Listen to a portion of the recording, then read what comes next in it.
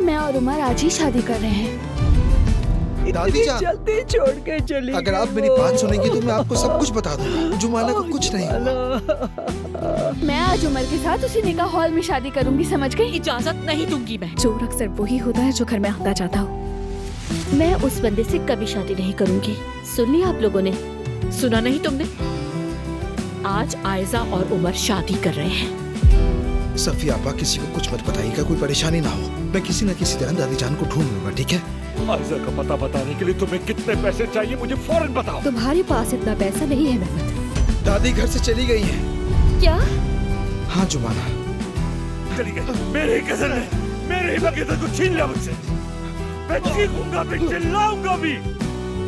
मैं ये शादी नहीं होने दूंगा। सुना तुमने? नहीं हो सकती है शादी।